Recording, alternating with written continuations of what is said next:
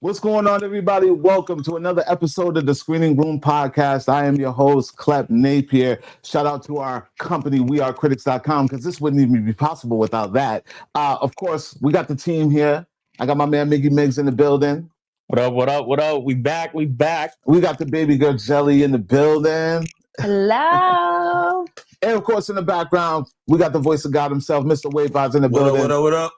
Al Mega with the soft tone. Yeah, well, what bro? Man, New York did a lot. I gotta say that for the end. we had a very long week, man. I mean, New York Comic Con has just ended, and I can see now. This is the first time I'm seeing Al since we got back. Yeah. It's been over a week, and yeah, man, he seems defeated. What, you all right, Al? I'm good. It was just a long, good show. I took over River Pavilion.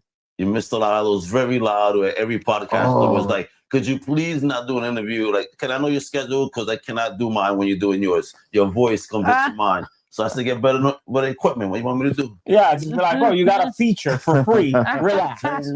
Yeah. Nah, listen, I would walk like into the press area, like, because it was like this big banquet room, and then they have like round tables set up for people to just kind of put their stuff. Mhm. Had some, power strips for power, and Al was doing all his interviews there. So every time he was doing, you hear the wave out all the way down into the showroom floor if you were listening. Echo.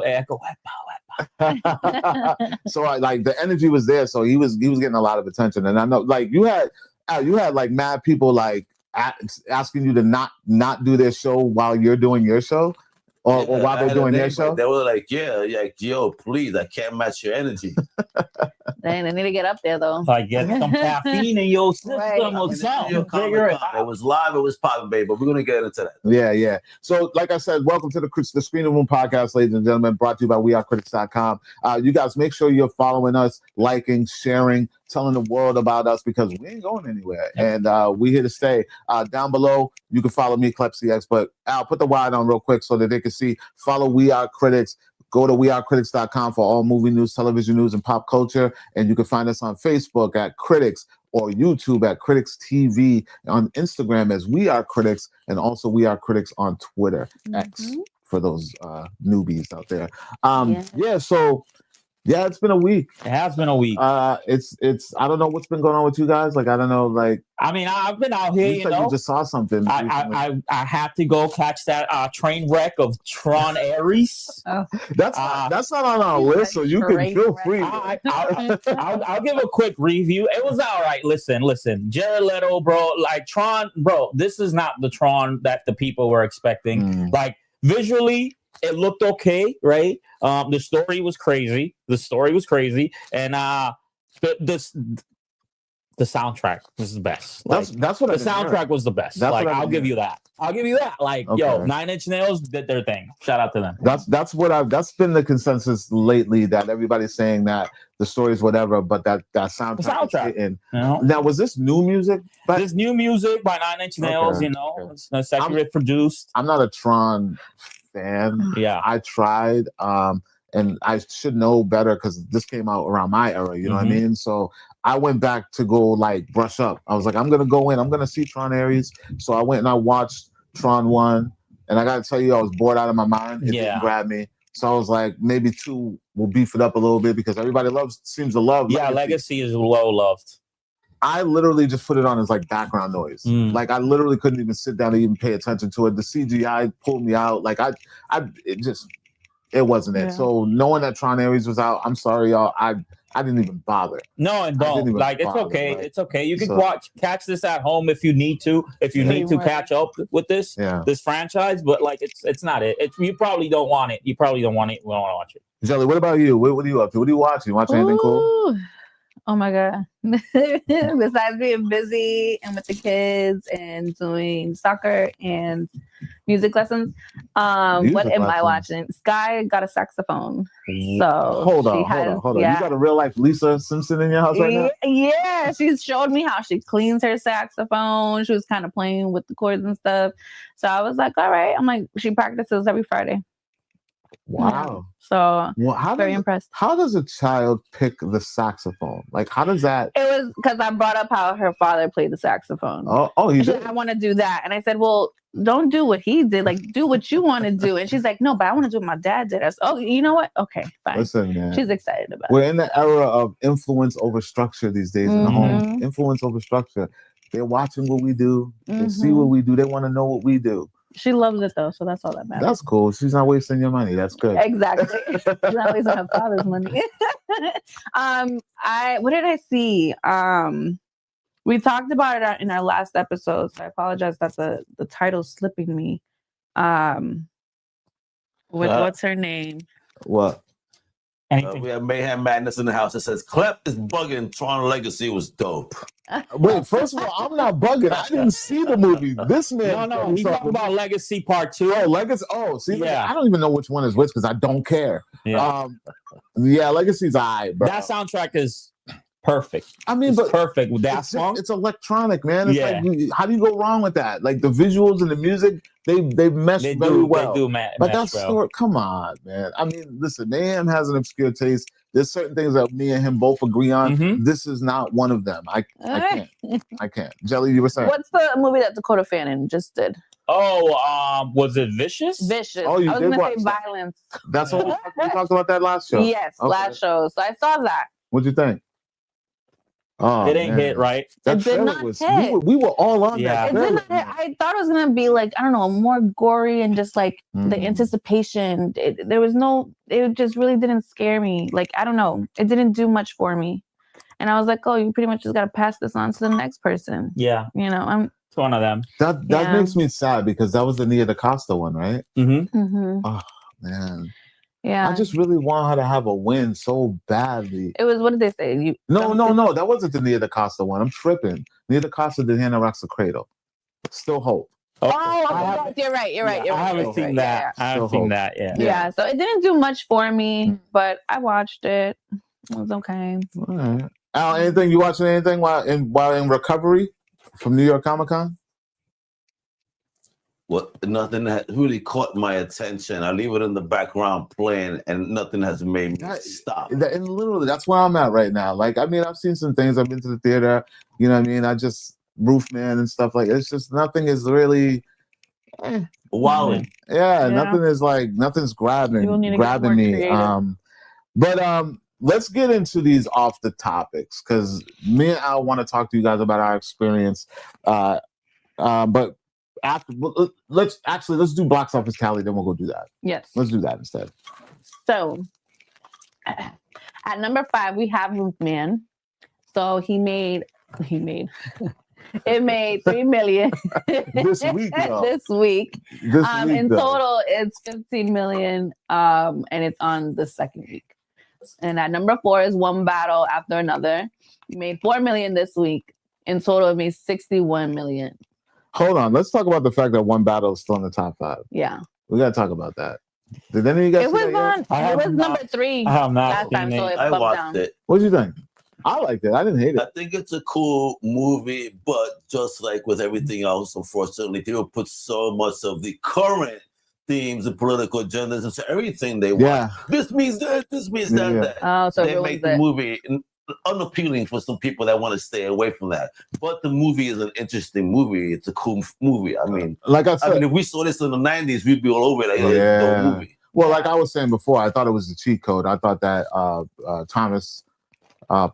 Thomas Anderson, he got the best ensemble ever. Like that cast could not go wrong. It could have literally been about nothing. Let's freestyle this movie. Yeah. Literally, like it could have literally been about drooling babies, and it would have hit like because of the cast. Yeah, the cast is phenomenal. All right, Leo, you're gonna be changing this diaper real quick. But like, shout out to them for still, holding on in the 4th position.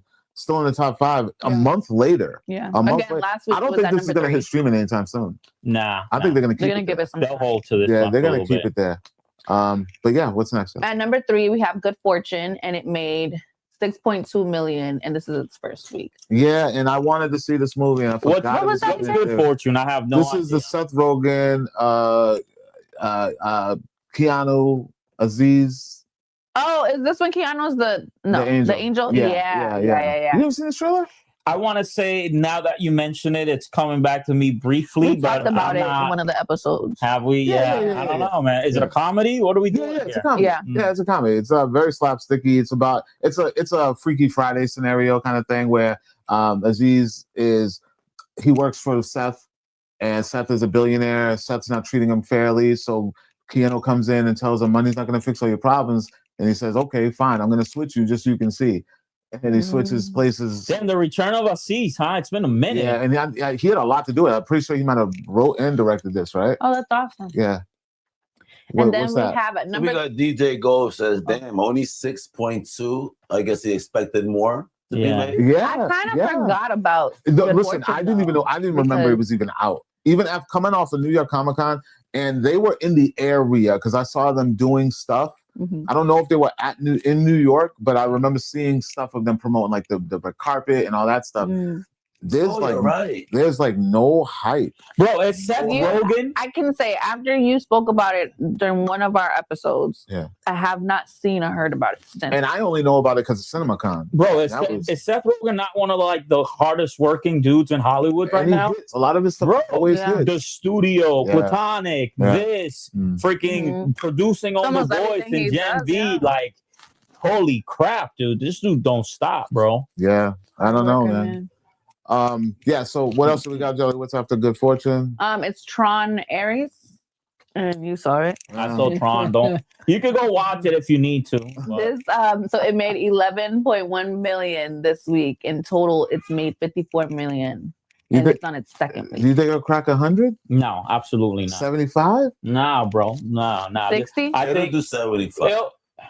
It'll do 75. If they keep it there for 3 more weeks, maybe. Yeah, I don't know, man. I just don't see. I don't think people want to watch freaking Jared Leto and anything. Oh, what do you mean? He's got Master of the Universe coming up. Who's he playing in that? He's Skeletor. Yeah, I mean, bro. Like, I don't know, bro. I don't see him. Like, I don't know, bro. I don't know. I don't see him ever being like a starring role no more, bro. Like. Damn. And he produced Ares. Like, I bet you the only reason this movie got done is because he went and pitched it. He was like, "Yo, listen, I got 9 Inch Nails to do the soundtrack, and I got a cameo from Jeff. Like, secure. Let's do it, right? Yeah, but when you say we'll do it for like 100 million. Let's go. You know, when they put these guys' names on as producers, it's his company, bro. Sometimes it's just contractual. It's his company. This company produced it. He probably pitched it to Disney, and he was like, "Bro, we'll keep it cheap. We got these cameos. We got the music. The visuals is CGI, bro. We got the rest. Let's do it." Let me ask you, as an exec, if that was the pitch, would you have bid? At the time, yes. At the time, yeah. But not like these things take years to develop. So the hype is dead. It's gone. Yeah, dead and gone. Well, it's like the shoe fell for him, you know. Yeah, I don't know. What was the last best thing he did? Morbius. Best thing, she said. I don't know. Like he was like the Dallas Buyers Club or something like that, you know. I was gonna say Requiem for a Dream, but hey, I don't even think I've seen Morbius. Question for the panel. What do they want? Who's that? So DJ Go asks, "Why the F do people giving Jared Leto work?" See, this is a sentiment online, bro. There's a sentiment online. It's not me saying it. It's not me hating. Oh, we got another one. But wait. But we got Mayhem that says, "Y'all really disrespecting Jared Leto, man. That boy, you're putting out some good movies. I'm still with him on Morbius." See? I never seen Morbius. All right, hold on. I gotta agree with Nick. I didn't hate Morbius. I did not hate it. But it's not one of the ones that I'm gonna be like, yeah, yo, you gotta go watch Morbius. The last good movie he did was the last good movie I remember him being in was Requiem for a Dream. Yeah, it's been a minute, man. It's been a minute. Damn. Yeah. And then when we got number one. Then at the number one spot, we got Black Phone 2 at 26.5 million. Did anyone doubt that was going to be the case? Nah, and we knew this movie was going to do some good numbs, you know. Yeah. And it's his first week too, right? Yeah. First week, yeah. That's huge. 26 out the gate. And I'm gonna be reviewing that movie in full later on in the show. I'm saving the best for last. So make sure you guys tune into this. But my first reaction is available on our critics Instagram. Twitter and my personal Instagram. Yeah, I didn't doubt that this was going to be number one. It's the season. It's the season. People are in the mood for it. Yeah. And you get a big star doing a big horror movie. Yeah, man. And it was well received last time it came back around, right? And it's doing very well. I'm a little shocked at what the critics are saying. But because it's declining critics wise. It started high. It was over 80%. Now it's like in the mid 70s, which is kind of where a lot of horror and comedy fall. But the audience score is well above 80. People love it. I think it's like 86% right now. So I don't know. We'll see. I think it's going to be a well-received film overall. Yeah, it'll have a strong next 2 weeks for sure. Yeah. Oh yeah, because of Halloween. Yeah, a lot of people are probably waiting for Halloween, so expect a boost of sales probably that week of Halloween. Yeah. But yeah, that's the box office tally, ladies and gentlemen, brought to you by Jelly. Every week we break down the box office to let you guys know who's making what out there, what movies are failing and what movies are succeeding. So let's get on. Finally, ladies and gentlemen, let's go to the off topics real quick because me and Al, we got things to talk about. Al, I need to ask you, overall, we've been to a lot of New York Comic Cons, my friend. How did you feel overall about the show and overall press experience? Well, my bigger experience was on the press side. So, because I maybe had at most an hour and a half on the show floor, most of which was at the Whatnot booth. But let me talk about all this for a moment. All right. The press experience, they got rid of cosplay. River Pavilion now is back in the hands of professionals and press only. And it was the most peaceful and wonderful experience that I've had in a long time. Not competing for tables and noise and fighting through traffic. Booths everywhere, famous people feeling comfortable sitting right next to you saying, hello, how you doing? Oh, chill.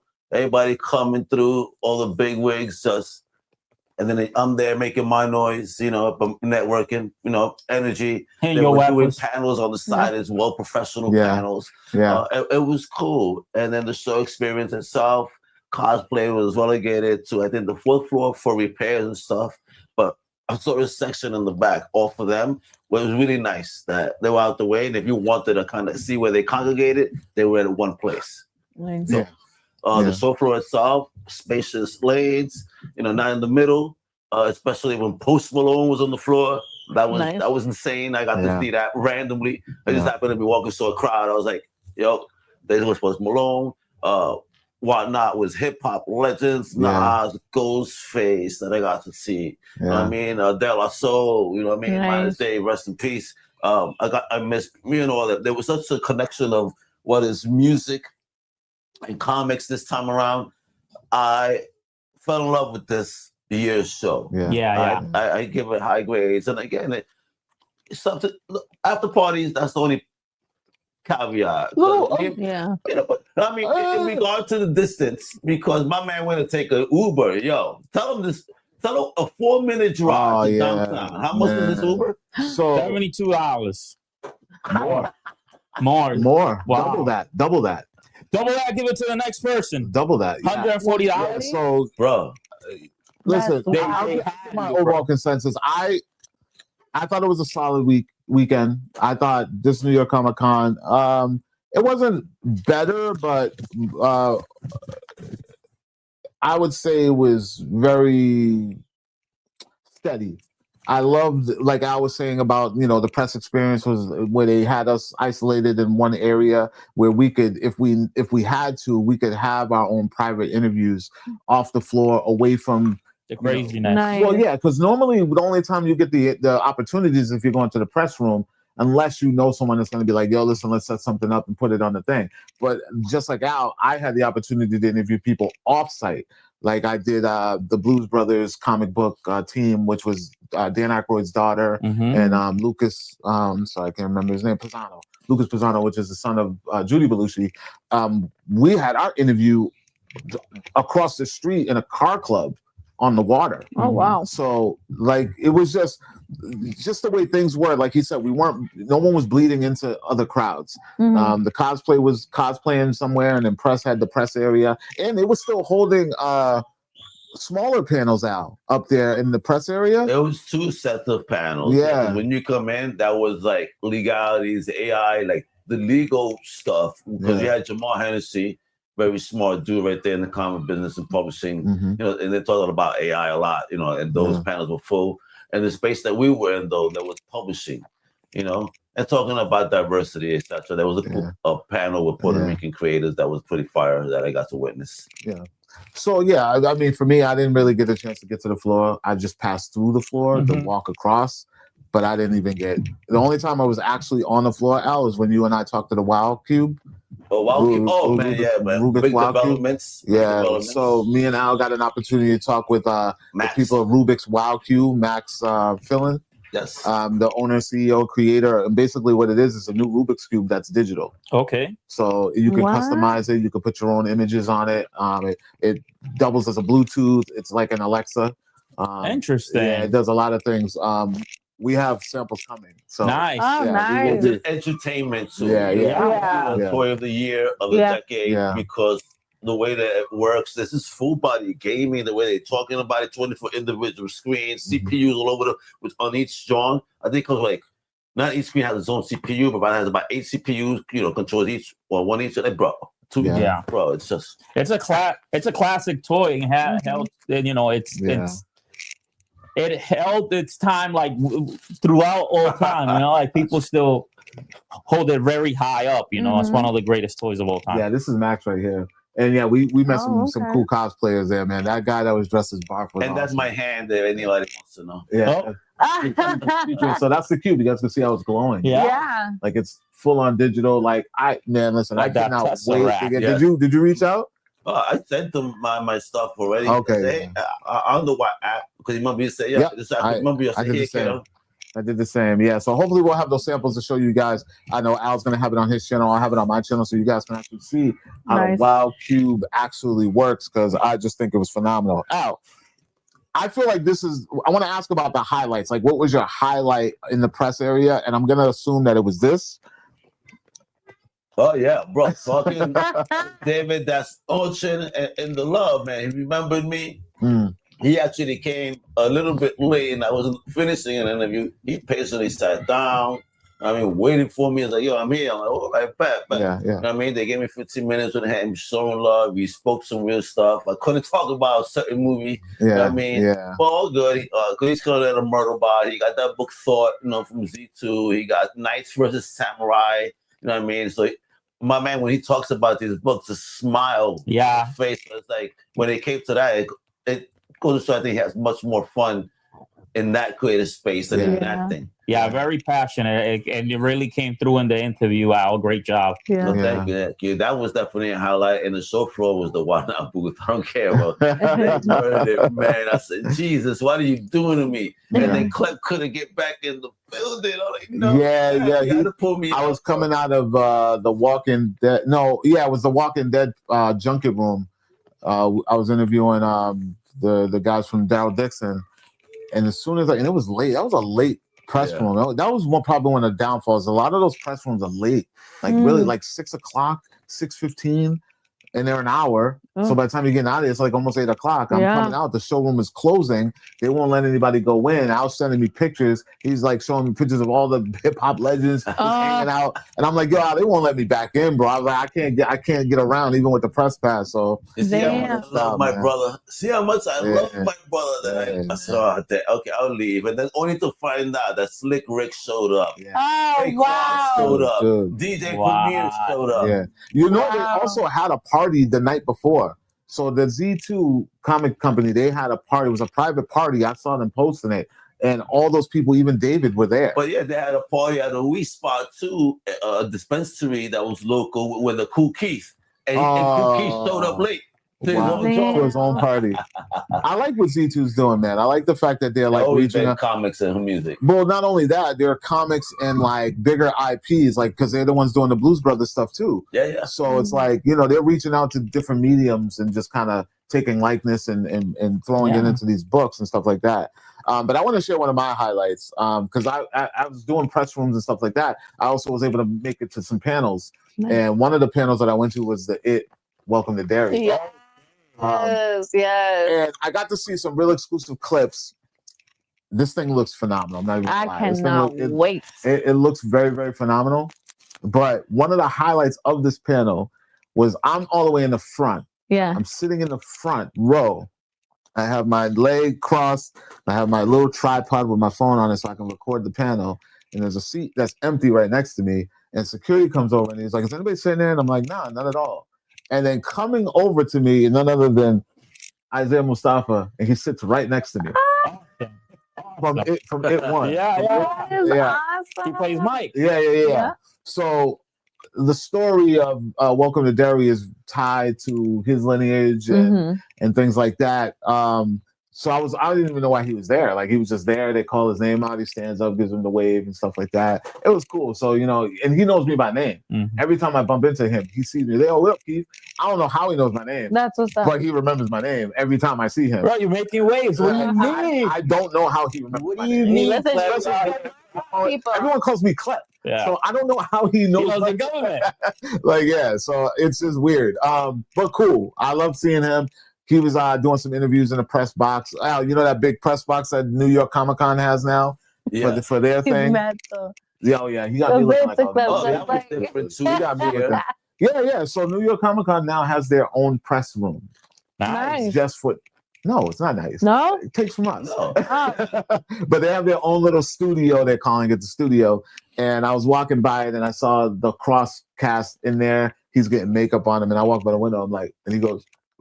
So yeah. Aldous, right? Like, does he know you by name too, bro? I don't know, but Isaiah, man, you need to put in a word so we can all sit down and talk. Yeah, are you on season 2, bro? I mean, Cross was fire. I'm not gonna lie. Cross is fire. Cross was really good, but yeah, that was cool. And then, like I was saying, this is another highlight. Hey, Daryl and Bear McCready, bro. So no, that's the Greg Nicotero, the Greg Nicotero. This picture is cool because Greg remembered me because we interviewed him. Nikki from Extreme, our subsidiary, interviewed him at Silver Scream in Worcester. So when I saw him, I was like, Greg, you remember? He was like, here we go again. Yeah.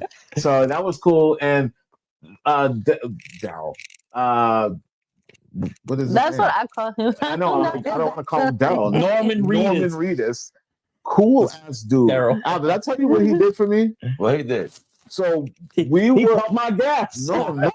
You might as well have. No. So we're in this press room and everybody's just dominating, asking questions, raising their hands. And I'm not gonna lie, I'm not really up on Walking Dead like I used to be. Yeah. I've kind of given up on it a long time ago, but I'm familiar with the characters, I'm familiar with the actors, I'm familiar where it's at. I know where it's at. I'm just not an avid watcher. Right. So I'm not asking the obvious questions. Like, they're not going to give us spoilers. They're not going to. So I kind of sit back, but I'm looking at him, Norman, and I'm looking at his mannerisms and his energy and how he feels about what they're working on. So I figure I'm going to ask a question about, has there ever been a moment when you kind of fell back or you lost that confidence? You weren't really into it.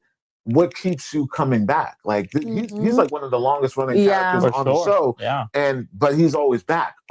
He's at all the conventions. He's doing all the press. He's just going. So he answers. But in order for me to get that question out there, because I kept getting passed by, he's like, I raised my hand and she's about to call someone in. He's like, he's got a question. Like, so he gave me a solid, like, because me and him were like how you and I are. That's how close we were. He's sitting on the end of the table and my chair is like right in front of him. And he literally just kind of just like, he's got a question. And I will forever remember that, Mr. Reedus. Thank you. Shut up. There you go. He got any Death Stranding questions? No. No. Because by the way, he's in like one of the highest selling video games right now. Now. Yeah, no one asked any video game questions. It was all Walking Dead heavy. Crazy. A lot of the panels that I went to were like very not Walking Dead, but very heavy on the actual material. Like I got to do the Anne Rice, Talamasca's interview with the vampire. I don't know how that was. What else did I do? Did the Walking Dead. So, and everybody was pretty much on the money, on top. Yeah, just they didn't really ask too many questions outside of it. But yeah, that's our off the topic New York Comic-Con wrap up for anybody that even cares that we went. But it was a great time. I had a really good time. And now it's time to get on to the main topics, ladies and gentlemen. And we got to talk about this. There is a new series on its way, or movie. I'm not even sure what it is. It's coming from Amazon. They're doing a biopic about Sylvester Stallone and his journey on getting the Rocky movie sold. Mm-hmm. Now, we've heard this story many times. I have. I don't know if you guys have. I've heard. I'm a little familiar. No, so basically, the story is he shot this thing everywhere. Nobody was going to bite because he wanted to star in it. He's a screenwriter. He wrote the original Rocky. Okay. Which is why Sylvester Stallone is who he is today. Yeah.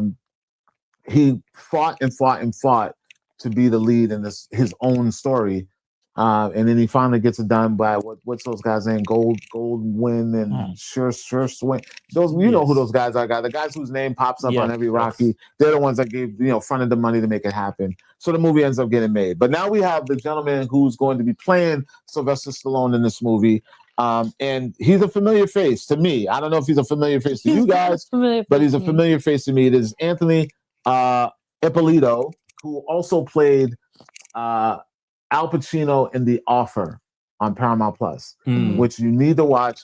Anybody that's a real movie fan, movie buff, you need to watch The Offer on Paramount Plus. It is the real life story, a little dramatized, but the real life story on how The Godfather got made. Oh, I'm watching them. And I love good. Miles Teller's in it. He's in it. Yo, listen, did you watch it? I have not. This dude is Pacino. Okay. This uncanny, like the accent. Al, did you watch The Offer? No, I did not. Oh, listen. Somebody made a comment in the post that we put on Critics on Facebook, and he's like, I'm feeling he's looking more like Pacino. I was like, funny you say that because he played young Pacino. He played young Pacino, and flawlessly. Yeah, he played young Pacino. The casting in that show, because it's like a 6-part miniseries, everybody in that show is on point. Like, I'm like, wow, like, yeah, he does his thing in that. So I'm kind of curious to see how he looks. He kind of looks like Stallone. He does. He kind of looks like Stallone, man. I'm really curious to see where this is gonna go. And I'm pretty sure it's gonna be a movie. It's Amazon Studios. It's probably gonna be like a straight to. They're not gonna put this in theaters, I don't think, because I don't think it's gonna draw. I mean, biopics are hot right now. Yeah, but are you coming out to see why Rocky was made? Not me personally, but I know people love that franchise like a lot. People love Rocky. There's a reason why there's like 8 or 9 of them movies right now, video games, everything, bro. People love the franchise. And it's going to be directed by Peter Farrelly. And there's no date yet. It's to be announced. Right now, we're just getting behind the scenes stuff. I'm surprised we're even getting it so soon. How are we feeling on the casting? I know you solid on him. He looks the part. I think he looks the part. Like, I'm like, when I saw, because there's more stills. We got more stills. If you go to our Critics Facebook and Instagram, I got more. There's more pictures. There's even him like in a little fighting stance. And there's pictures of him with the dog that's supposed to be Butkus. Okay. Yeah. So they have a dog that, I mean, dogs look alike, but yeah, the dog looks exactly like the dog Butkus from the Rocky films. I'm sold, man. And plus, I already know what this guy can do. So I'm sold on it. Al, what do you think of this guy? You think he's got the look? He definitely got the look. I seen a couple of short vids of him walking around. Even he got Stallone's walk and everything. So yeah, wow. I'm looking forward to it. I mean, I'm a Rocky fan, and I know we've heard the story, but why not?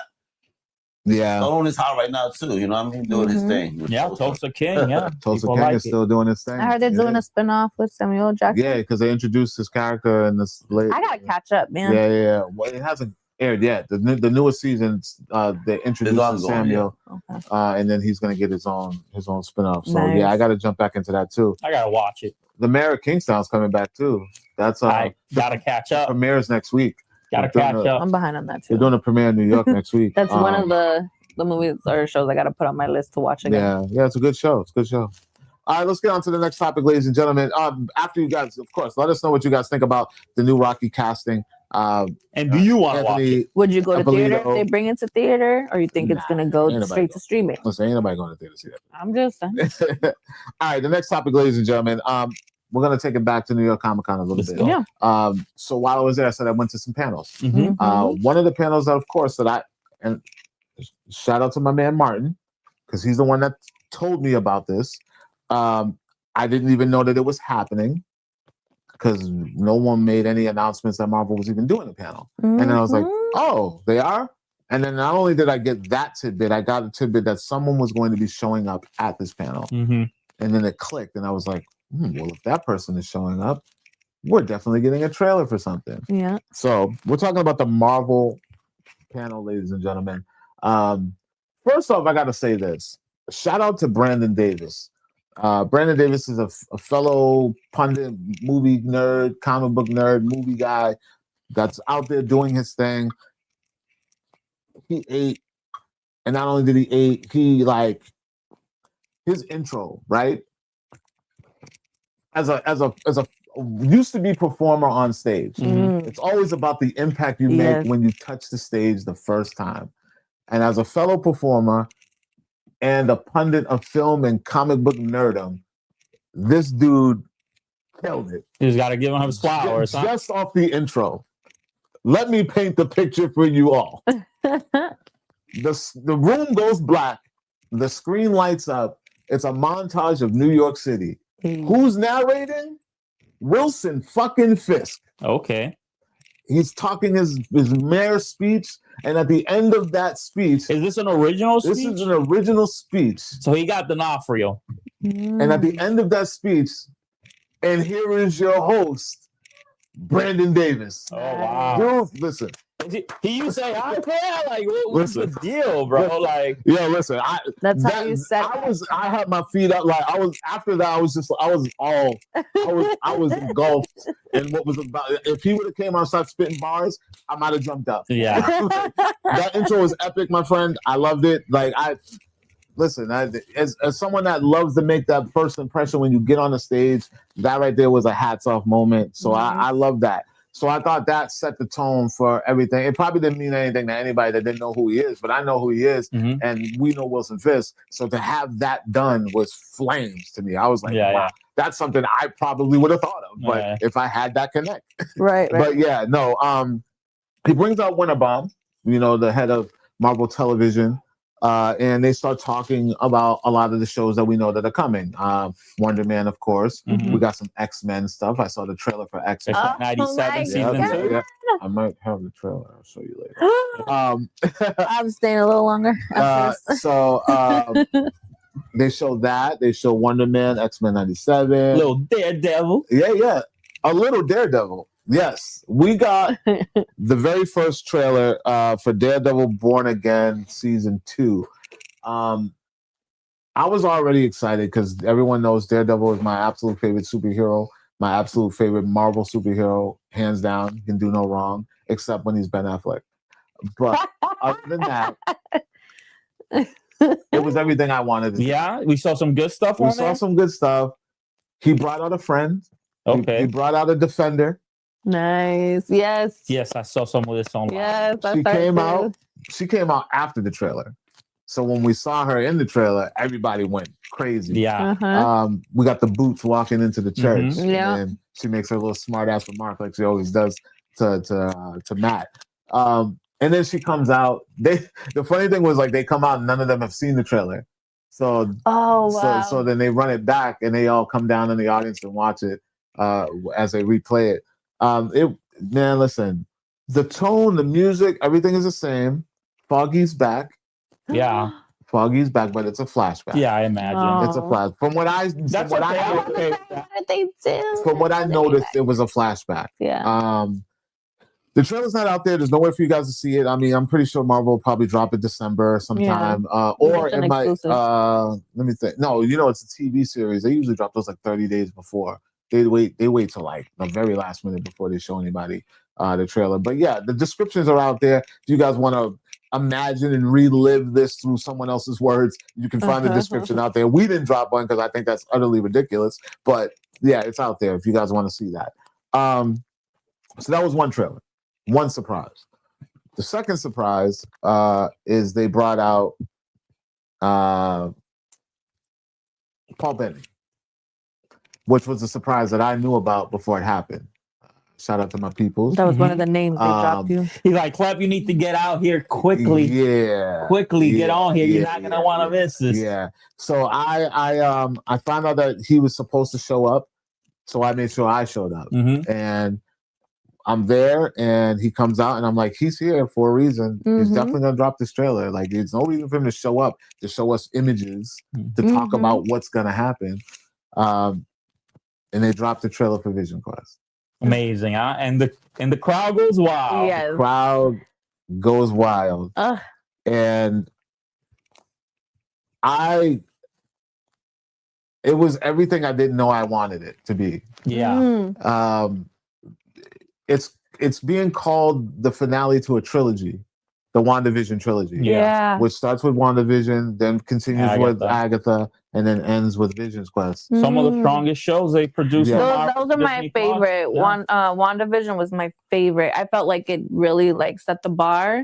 So my expectation was that moving forward with any show because the way they did that. So the cool thing about this trilogy is that the ongoing theme is mindscape or like mental prison or grief and emotion within.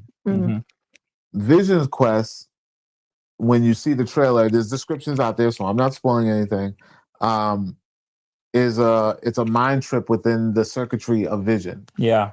When we left him in WandaVision, he becomes a new thing. Yeah. He has white vision. Yeah, white vision, and he has memories that he doesn't understand. Yes. No emotion, but has all the memories. Yeah. So this show is primarily walking him through his journey, trying to piece it all together. Yeah. Within that, in his mind, there are physical manifestations of all of Tony's AI. Yeah. So we get a live action Edith. Yeah. We get a live action Friday. We get a live action Jarvis. We get Dummy. I don't remember seeing Dummy. He's in there. I saw a cast. I don't remember seeing that. And I could have sworn it was a Karen too. Yeah. Spider-Man. I could be imagining that, but it happened so quick. And we also get Ultron. Yes, James Spader. Shoot. Yes. Oh, shoot. Yeah, so Ultron is back. Is he in human form? Yes. Yes. And bad. Yes, we get both. We get both in the trailer. Yeah. But the catch, the hook, after you get all that awesomeness, was at the end of it all, Vision finds Tommy. Yes. Yes. So Wiccan and Speed have now been introduced into the MCU. Oh, awesome!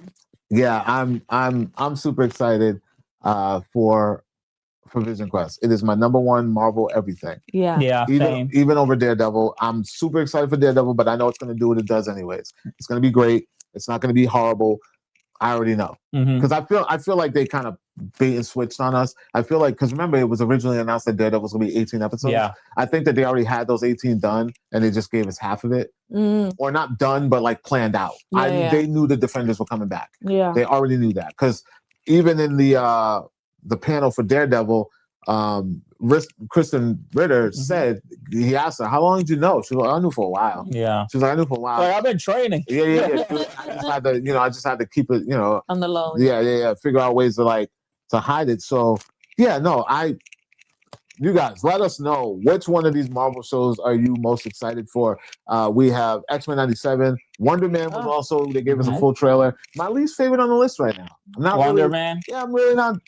The new trailer didn't really show much that the teaser showed. Yeah. So I'm not really. It's just hard to gauge what the show's gonna be. Like, are we getting a show about a show? And Wonder Man is supposed to play a huge role in the comics. He plays a really big part in like the whole Secret War stuff and all that stuff. So I don't know. Is this going to be a throwaway? Like that's what it's feeling like. It's feeling like it's going to be something we don't. Special presentation.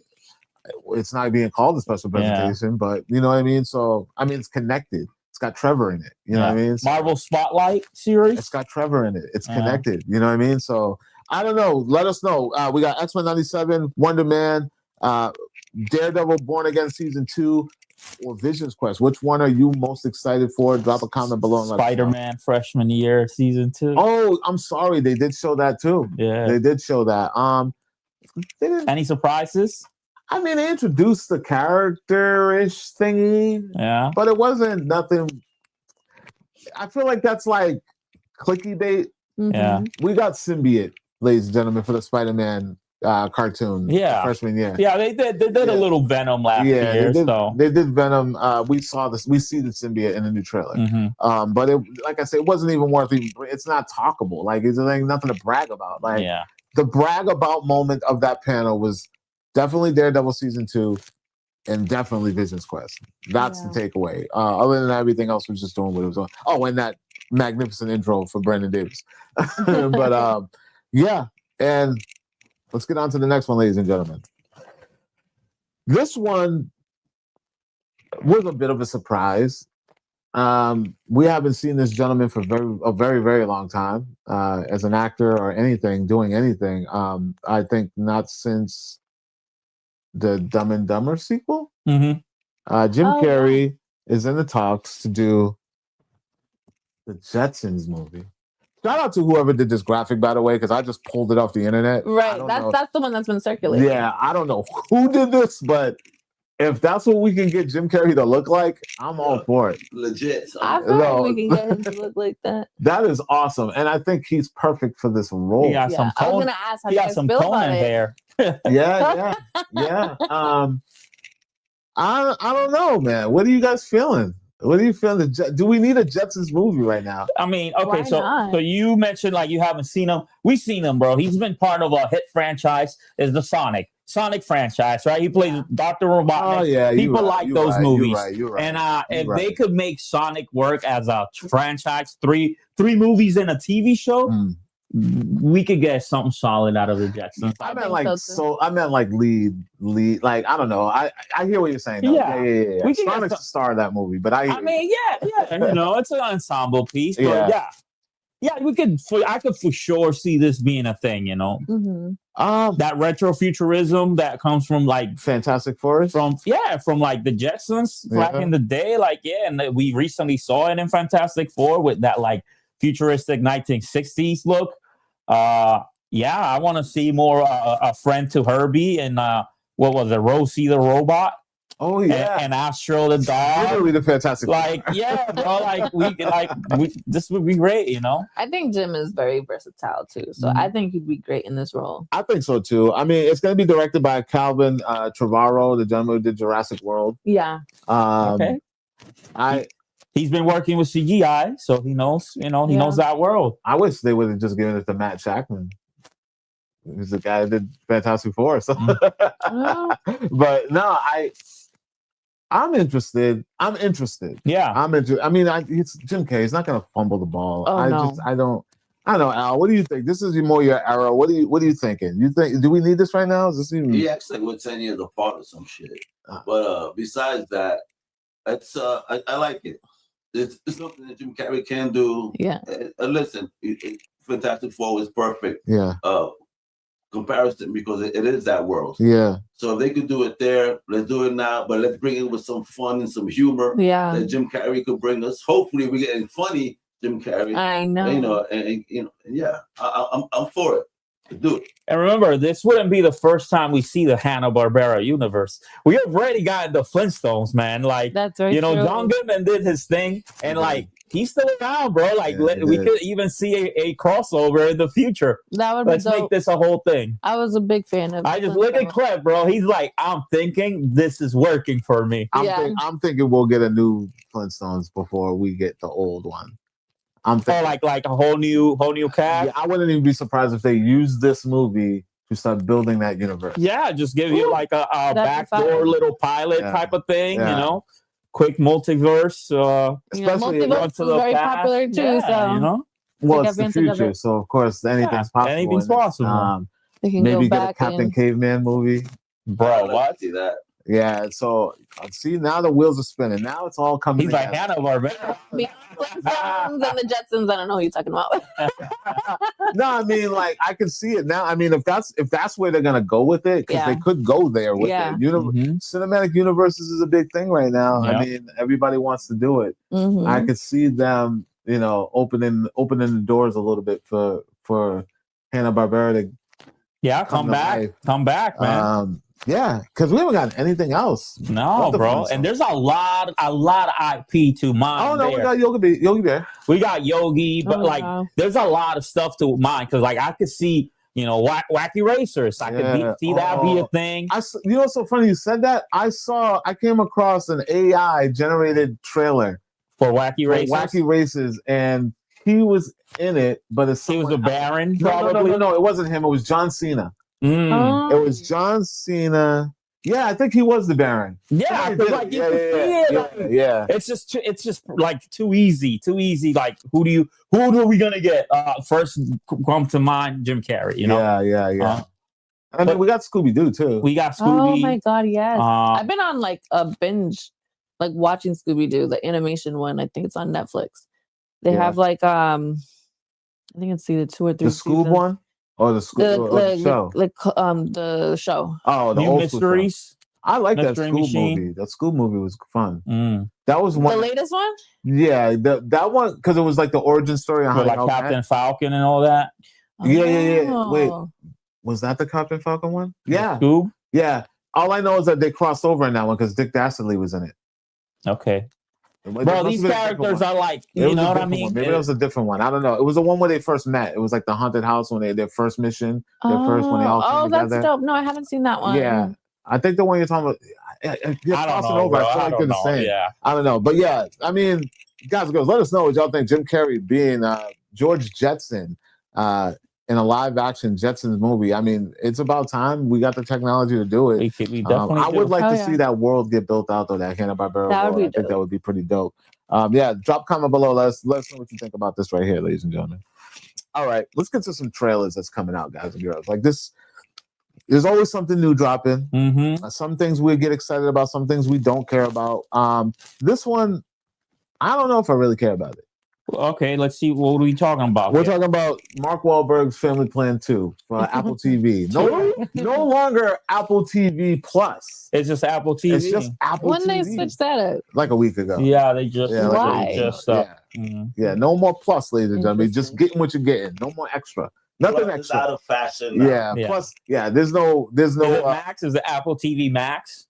No, it's just Apple TV. Oh, wait. Nothing extra. Wait, hold on. Before we go, I'm not bugging because wasn't HBO Max just Max and then now it's HBO Max again? Sometimes you got to rebrand midway. Throw them off. You got to keep them guessing. Yeah, they threw me off. You got to keep them guessing. What is going on here? Never let them know you're Max. I'm like, do I got the updated version? Like, listen, stop worrying when we turn around and it's called Maxi. Maxi. That might be now streaming on Maxi. Yeah, that's catchy. Yeah. So, ladies and gentlemen, Family Plan 2 starring Mark Wahlberg. He's in this. Coming back with the family. Michelle Monaghan is in this, and Kit Harington. Last night. It's been a while since we've seen him. The Black Knight. Look at him recognizable in this fella too. He's got the beard now. He's evil. He's evil in this. I mean, what do you do when you need the right villain? You get a brick. Can't go wrong with a brick. Can't go wrong with a brick. They're the best villains. So we all watched this trailer. Yes. You said you never saw the first one. I have not seen the first one. Have you seen the first one? You never saw the first one.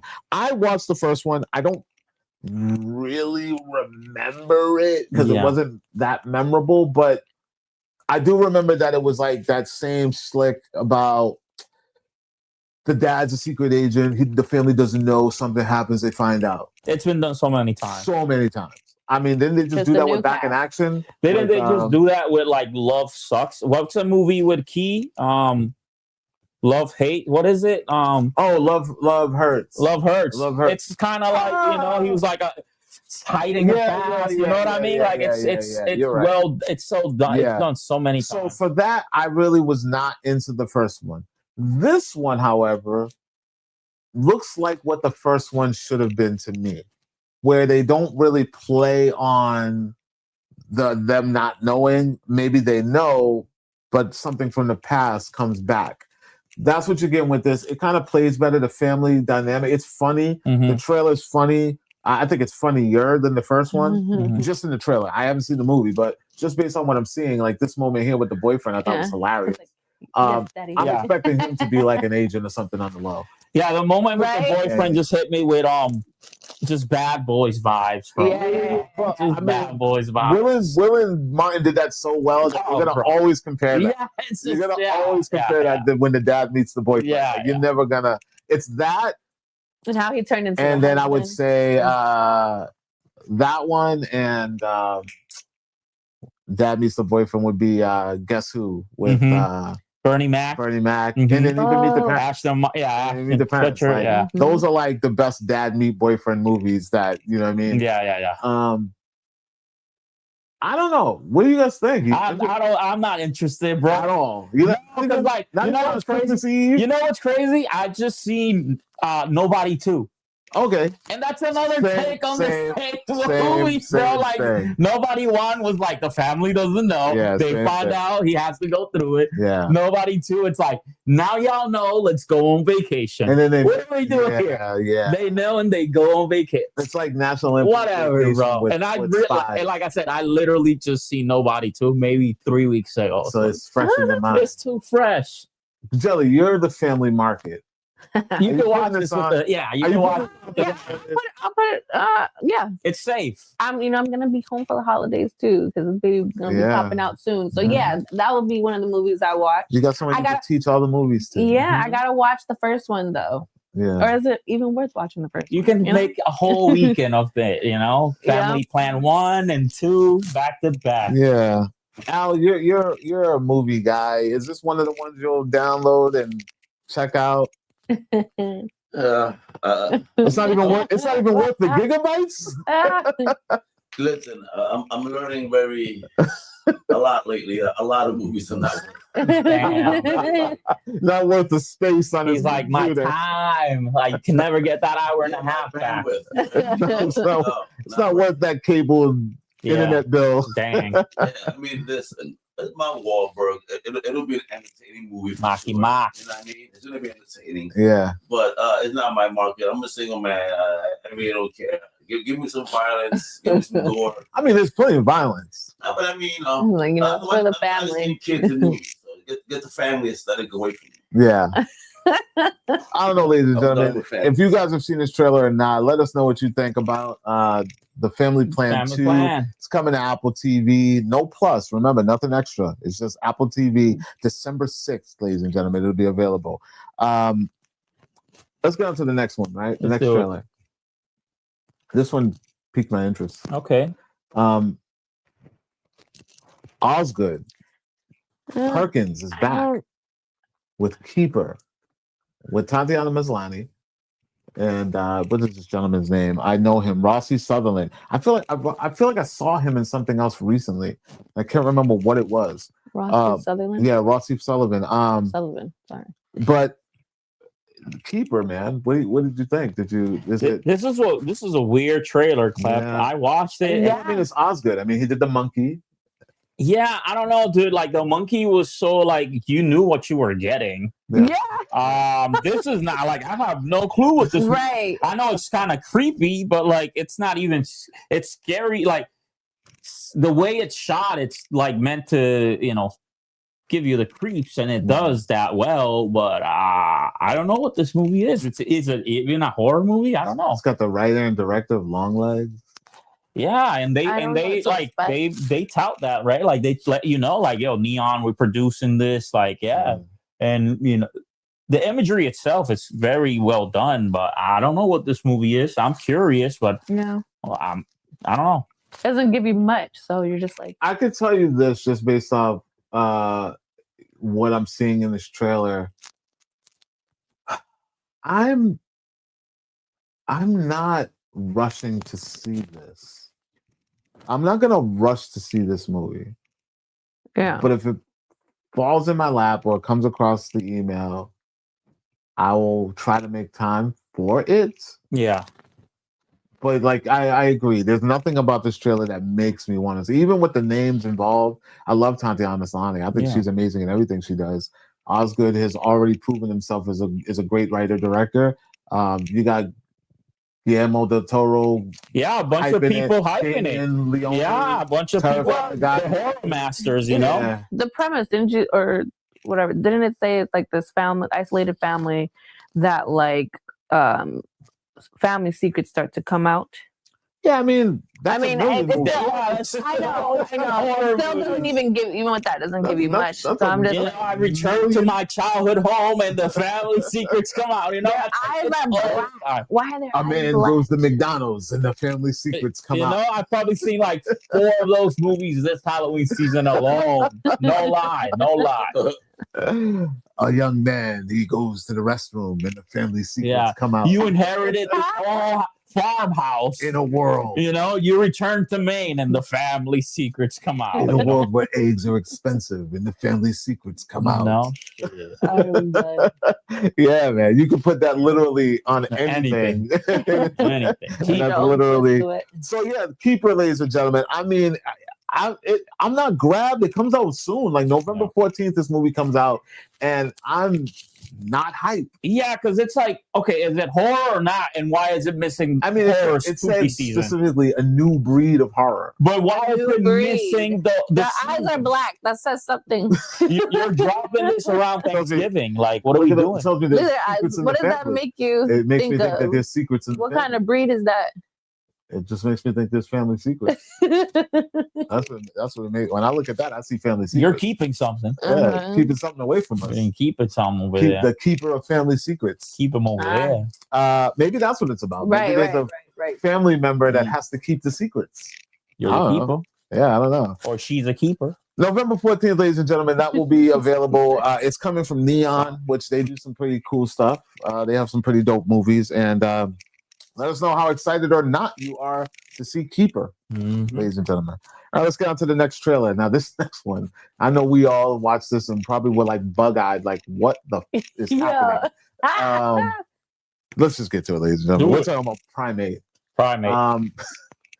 This ain't no Project X, ladies and gentlemen. And I'm not talking about the party with the teenagers. I'm talking about Matthew Broderick from the 80s.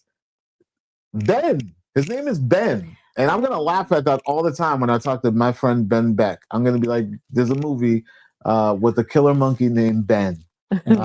And did you guys watch this trailer? I saw it. I did watch this trailer. And interesting enough, I'm in the middle of reading Cujo. Really? Just, reread or first season. I've watched the movie forever ago. It's my first time with the book. Oh, okay. Cool. I see a lot of Cujo in this. I mean, I mean, what? Yeah, I see Cujo in this. I see Congo. I see Cujo. I see man's best friend. Family pet just get sick. And like one of the things, like I don't remember this from the Cujo movie, but in the book, you feel so bad for the damn dog. Yeah, well, I feel bad for the dog in the movie. I mean, you get bit by a bat. Yeah, it's not his fault, Like, no, but like in the book, like you hear things from like the dog's perspective, and you're like, oh, like the dog don't want to do none of this. So I feel like Ben out of his control. Yeah, I feel like Ben's in the same situation here. Ben's out of control, doing stuff, hurting people around him that he loves, and. Does this come off a little parody to you, though? Of course. I mean, I want to be afraid, but I feel like the humans. No, I definitely laugh. I feel like all the humans are gonna do all the dumbest shit in this movie that makes it laughable. Like the bros at the end there. They went to the house. We're in trouble. She's in panic and like, get some help for us. And they come, hey, where's everybody? Hey, where's the party, dude? And he's like looking at the picture. I feel like by the end of this movie, we're gonna want every human dead. Yeah, right. This movie is going to make like you deserve the primal creature seem superior to everyone. But I mean, I do to this point. I don't know if y'all remember what was the last Jordan Peele movie? Nope. Yeah. The seconds when the primate goes wild, that was hella scary. Yeah. So I could see this being, very scary as well. Because in real life, these chimpanzees, they can rip your face off. I mean, you've seen the documentaries. They could do it. They could do it real easy too. Real easy. Now, what makes this interesting for me is I don't recall the last time Paramount did a solid horror movie. Well, yeah. I mean, we were just talking about Vicious earlier today. I dropped on Paramount, and that was a disappointment.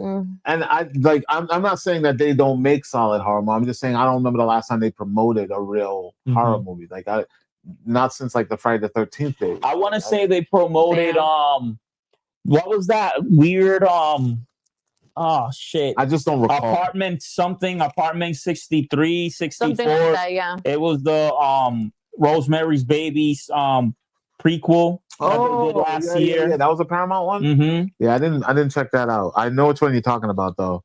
I saw that. You saw that out? Was it good? Was it? Yeah, it's a repeat of Rosemary's Baby. It's like a prequel. It's like a prequel. It's a repeat of the same thing. It's a prequel of but the they don't thing get that it is. Baby. It's a prequel of the thing that it is. Yeah. Yeah. No,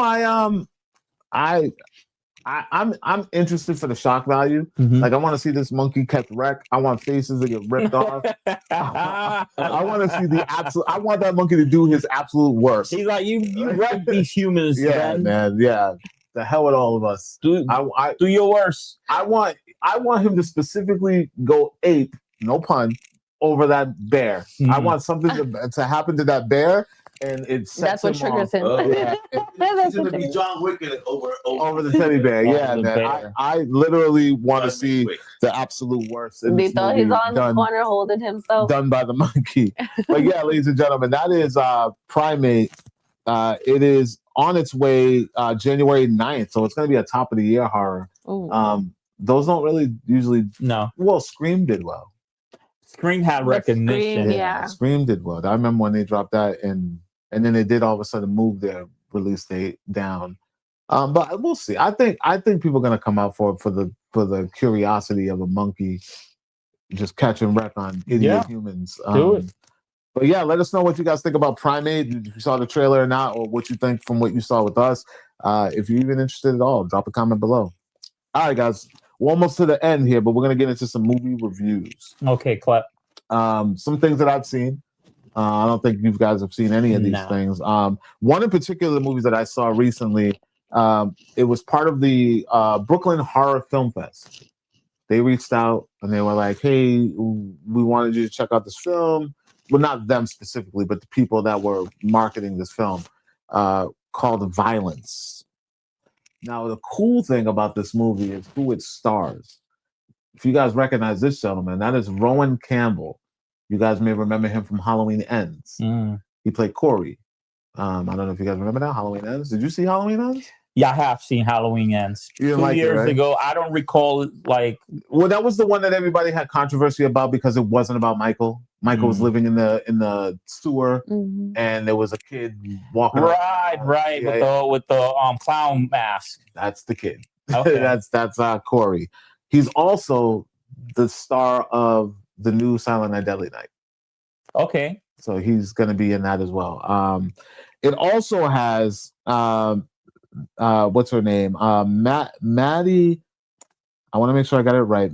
Maddie Hassan from Malignant. She's in it as well too. So the director Connor Martin, his people reached out. They were like, "You want, check it out." But it was only to check out for an interview. I wasn't asked to review it. I was just asked to do an interview with them. So I watched the film. So I want to give you guys my first time review and reaction because I never posted my reaction for this film. This is an exclusive. Yeah, it's exclusive because I never even posted it yet. But we're gonna get into it.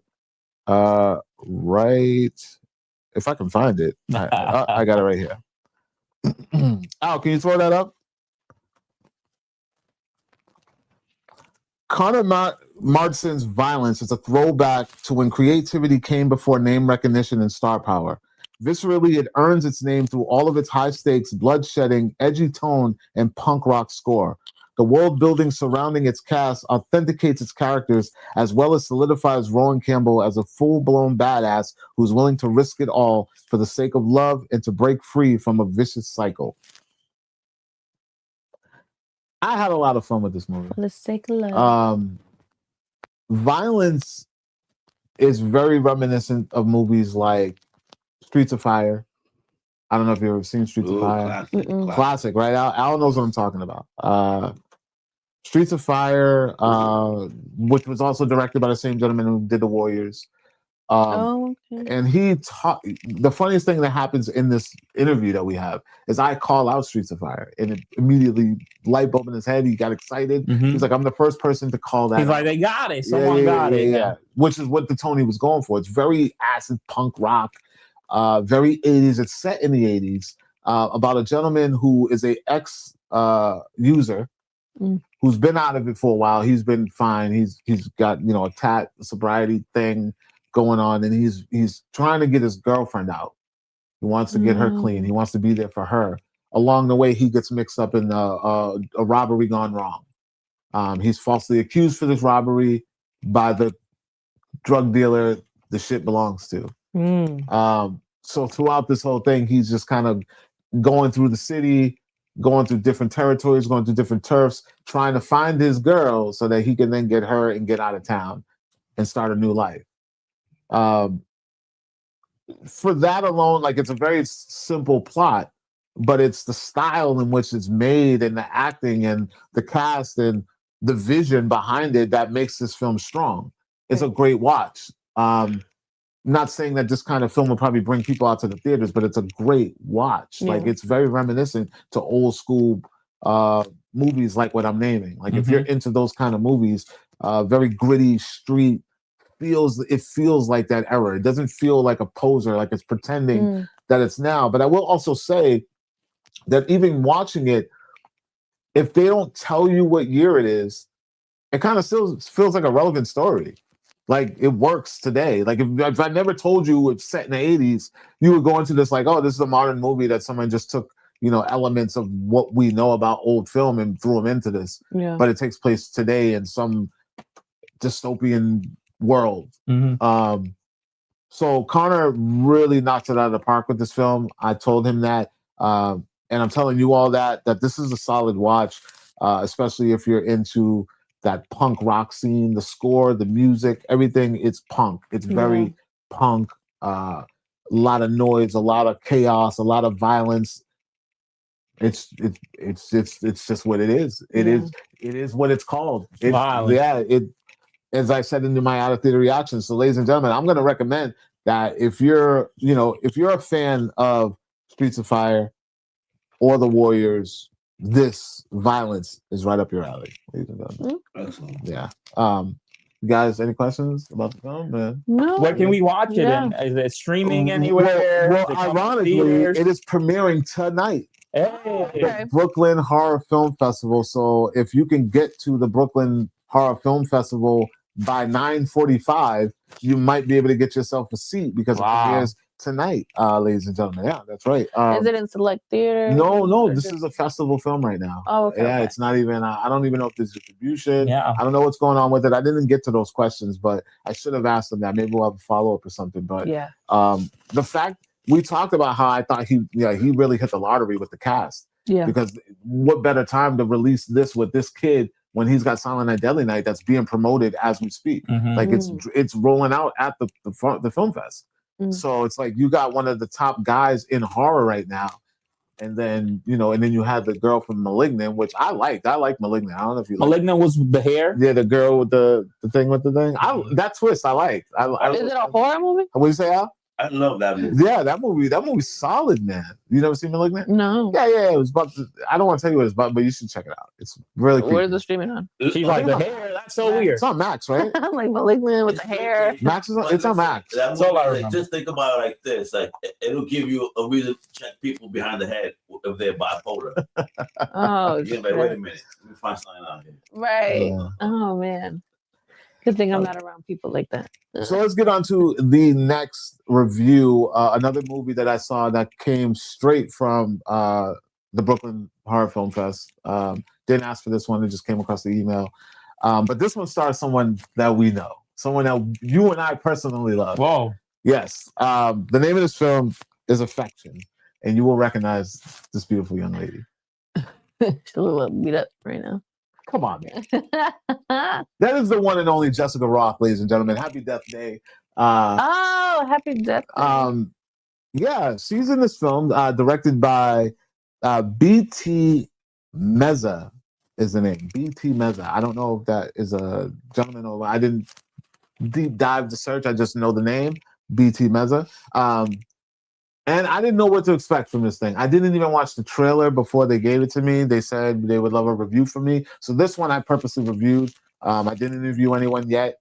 Maybe I will, hopefully. Hopefully I get to talk to Jessica. That's the plan. But I watched this film with no expectations. I didn't know, but I knew she was in it. And I know if she's in it, there's going to be a great performance. So I'm going to read my reaction to this, and then we will get into what I overall thought about this film. Affection, starring Jessica Roth, gaslights its audiences right to the edge of terror. It's a body snatchers meet sleeping with the enemy. From the start, you're greeted with nerve-tightening ride of suspenseful tension, body horror, and lingering questions that refuse to let go. Roth's performance does the heavy lifting, channeling raw emotional and physical vulnerability into genuine uneasiness. It's a showcase of why she continues to earn her place as one of this generation's most compelling modern scream queens. Yeah. That's a great description, Clem. I want to watch this movie. Thank you. Wow. Thank you. How can I watch this? You said this is tonight at the Brooklyn. No, this one premieres. You know what? I have it in the post. This one premieres. Hold on, I'll tell you. That was an excellent description, man. Yeah, a lot of the things you said there, I'm interested. I want to watch a body snatchers type of story. It's trippy, man. It's very trippy. I didn't know what to expect watching this thing. It premiered yesterday. Okay. It premiered yesterday it was at 1:45 p.m. Premiered yesterday at the festival. I knew that. Okay. I don't know why it's not in my post. Yeah, I didn't know what to expect. Listen, from the very beginning, you're gonna cringe. Excuse me. From the moment the shot starts, you are gonna be like, what is happening? My God. Yeah. Oh my God. Yeah. She puts it all on the floor in this, man. Like, I already knew that she was talented from Happy Death Day and the genre bending and how she could be this, be that. You know what I mean? She shows pure talent. But in this, she's doing a lot of work.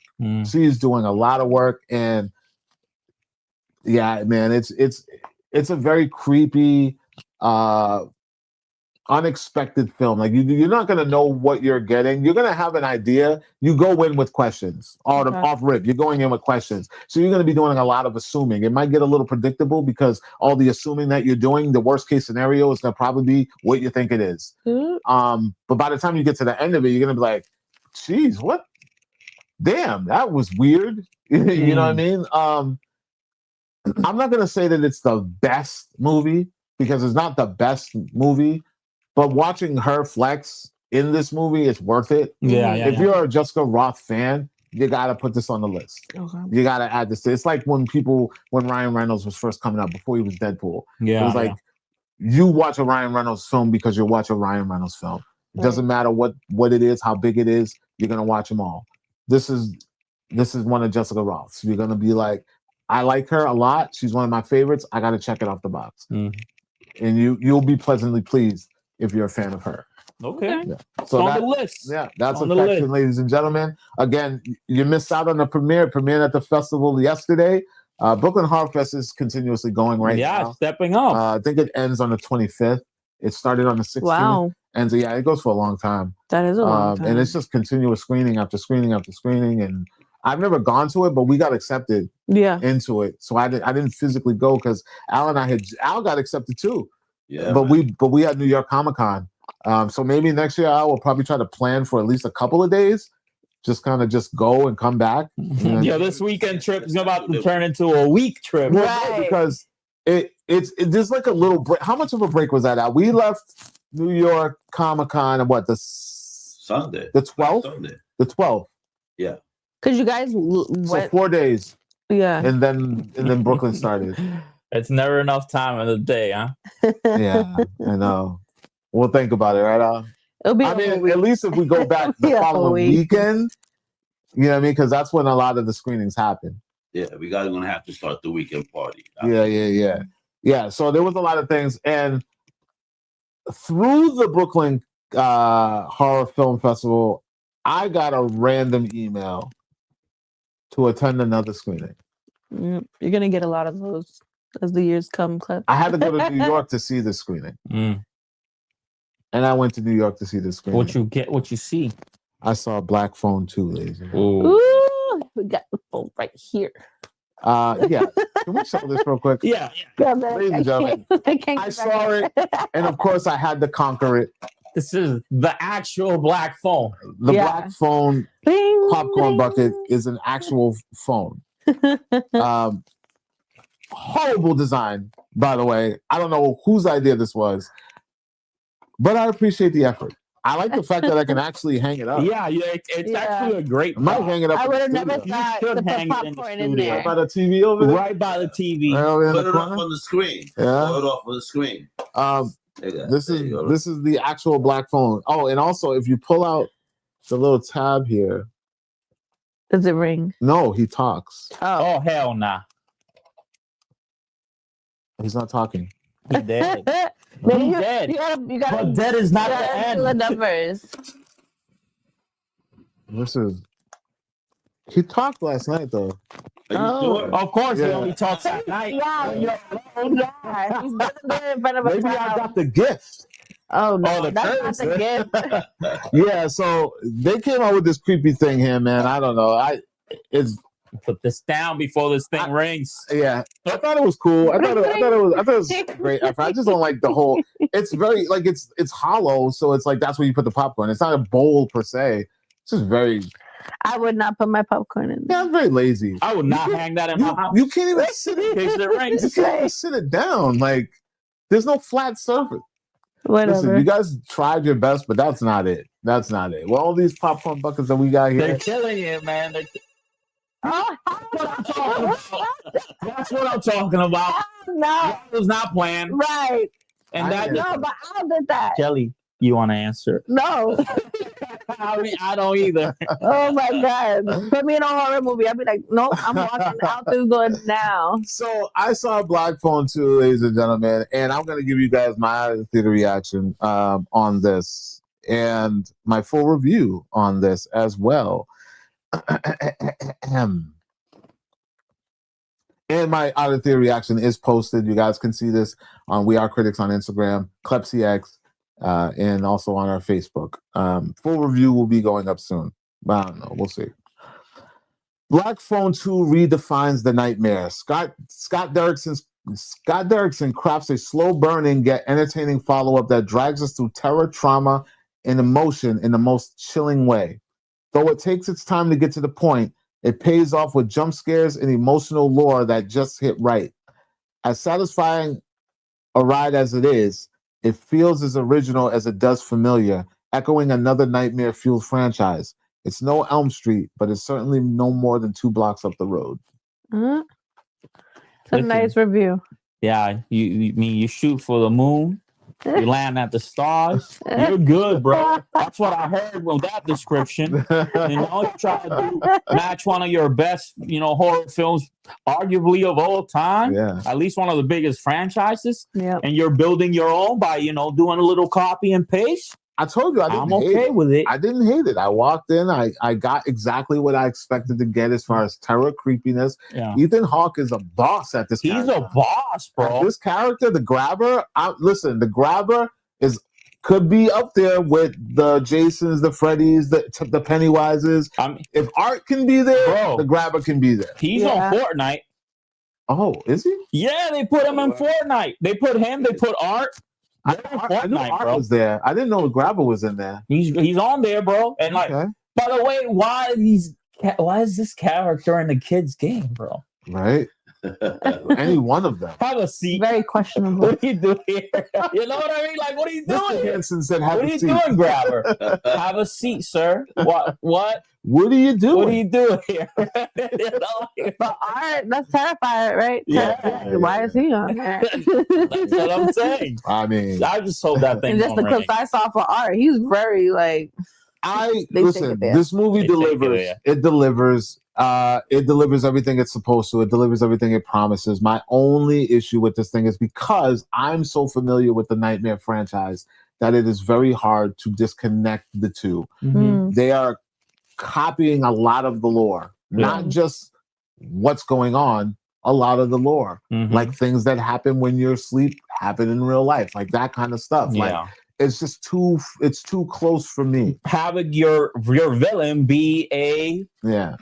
Drake fan. Huh? What?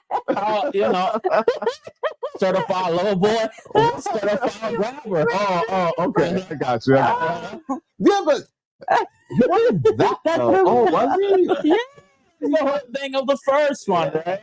Yeah, he was into like S&M type of. Just like, he's yeah. an overall weird fella. Yeah, he's a very, very weird fella. Listen, it's a great watch though. Go see this. Definitely it's a Halloween popcorn movie. I would never X this out. If this was on TV at home and we're like, yo, we're gonna watch scary movies, and you were like, yo, let's put Black Phone 2 on. I'm like, let's fucking do it. Yeah. I'm gonna be like, let's do it. Let's watch both back to back. Have a ball. It's a solid film. They take something that's familiar and already been done before and manage magically. I can't even understand the formula. Maybe it's Ethan Hawke, but they magically make this thing feel like its own thing. Shout out Ethan Hawke, man. He's been doing some of my favorite horror movies for the last 10 years. Yeah. So. Oh yeah. He did the Purge. He started the Purge. Yeah. You know, he started the Sinister thing. A lot of that fell off from the second one, but now he's got this one. Yeah.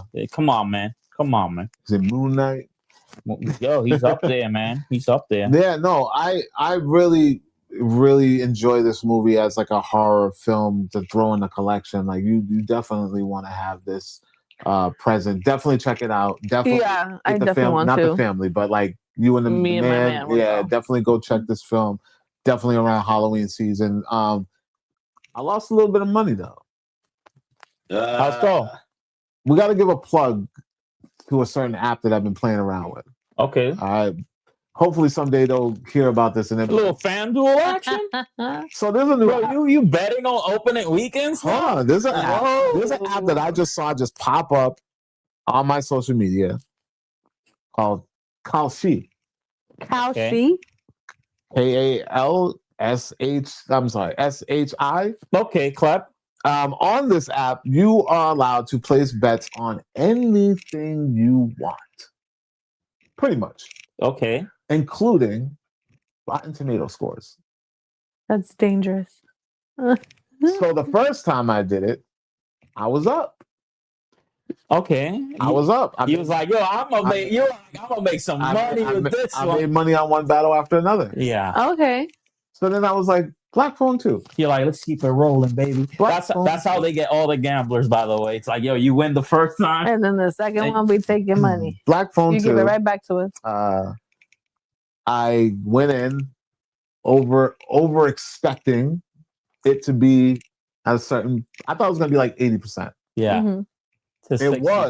It was 86% up until opening weekend. Then it dropped. Then it dropped to 74. So close yet so far. By today. So that lets you know that, yeah, it's not that easy. We could have all the insight and think that I honestly thought it was going to stay because the reviews were strong. Like people were praising this thing. So I went in, I'm telling you, it's the Nightmare on Elm Street thing. You'll see that when you read, it's the Nightmare on Elm Street thing. It's a great movie, but you can't walk out of it like it's a knockout of the park. Right. Because of that. I think to a fan of a certain age, it will hit different. You know, early, not even millennials. I'm talking about like Gen Z. But are they keeping theaters earlier? Going? Are they keeping theaters going though? I feel like but I'm saying it's like this will be an original idea for somebody. Yeah, it's just not us because we've seen it. You know. Yeah, so I mean, I thought that it was gonna stay above 80, and it didn't. So, but it's at a strong 76 or something, like 74 or something like that. The audience, however, it's over 80. Yeah, they loving it. So I think you're right. The audience is gonna eat this up. Like I said, it's a watch. Definitely check it out. It does its thing. If you are a fan of the Nightmare on Elm Street franchise, like I am, just prepare yourself. It's going to feel like a carbon copy, but it has original elements that still work. Mm-hmm. Like Ethan Hawke's character, the kids. There might be a little bit of Stranger Things in this thing. I wouldn't be surprised. Like it's borrowing. Yeah. It's borrowing but working. I don't know. I can't explain it. But yeah, ladies and gentlemen, that's Black Phone 2. Currently in theaters right now. Number one. Yeah, number one at the box office. Yeah. I think it'll be number one next week too. It'll probably be number one. Can we bet on it? You probably could on Kalshi. Let us know the app. Good on Kalshi. But yeah, let us know what you guys think. Have you seen it yet? Are you interested in seeing it? What did you think of it? Is it too close to Nightmare on Elm Street, or do you like the flavor that they're coming with? Like, comment, share, make sure you guys subscribe. And that's it. That's the show for the day, ladies and gentlemen. We are wrapping up. The Screening Room podcast has come to a close. Another episode down, episode 12. I am super excited that we got through this.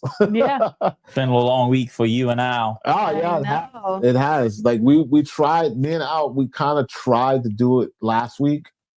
When we were coming back from New York, but there was no way. No way. No way. We were gonna leave early. We left. What time we left? Yeah, but even then, I was like, y'all need to recover. Yeah, we left early enough, but I left my voice over there. Apparently. Yeah. And before Sunday even came, I was like, there's no show. Yeah. I knew that. Oh, you knew that? I knew Next time I'm gonna push it. I'm gonna be like, we're doing this. You guys meet me at the studio. I'm gonna be in my PJs. We should have a PJ episode. We should do a PJ episode. Maybe for Halloween. We'll do like a Halloween episode. Put the candy out and we'll come. Let's do it. I think my short's a little too short for a pajama party. I'll leave those at home. Please leave those at home. Yeah, ladies and gentlemen, that is it for the Screening Room podcast, week 12, episode 12. We want to thank everybody for stopping by and hanging out with us. People who left comments. I saw you, DJ. Shout out to Nick, Mayhem Madness, who is doing a giveaway, by the way. I think he has some Toxic Avenger stuff that he's giving away. The boy got hooked up, so he's trying to hook all of you guys up. Yeah, I got some things that I think I might do a giveaway on. I'm not sure yet. I got my hands on the Debbie Allen Barbie doll. I saw that. Or maybe it'll be somebody's baby gift. I don't know. We'll keep that in mind. And then also, I have a free download code. Well, not download, but a free code for Fantastic Four First Steps that I got my hands on while I was in New York Comic Con. Nice. Maybe might be giving that away too. I'm not sure yet, but we'll see what happens. You guys know where to find us. Al, can you throw up the widescreen for us, please? WeAreCritics.com for all movie news, television news, and pop culture. Make sure you're checking out We Are Critics on Instagram, Critics on Facebook, Critics TV on YouTube, We Are Critics on X. And of course, you guys can follow me, ClepsyX, everywhere on all platforms, no matter what it is. I never change my handle. Where can they find you, Miguel? I'll be here next week. That's right. Yeah, we'll be here next week. We will be here next week. Jelly, where can they find you? They can find me at Miss Jelly CXY. I almost forgot my name. On Instagram and on Facebook and Threads because I think I deleted my ex. Al, where can they find you, sir?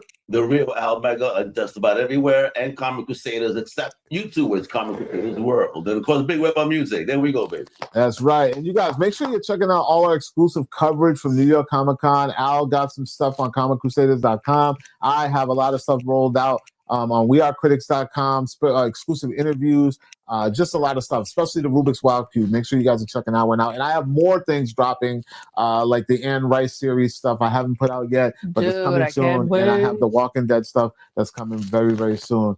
Once again, WeAreCritics.com, Screening Room Podcast. We'll see you guys next week. Peace.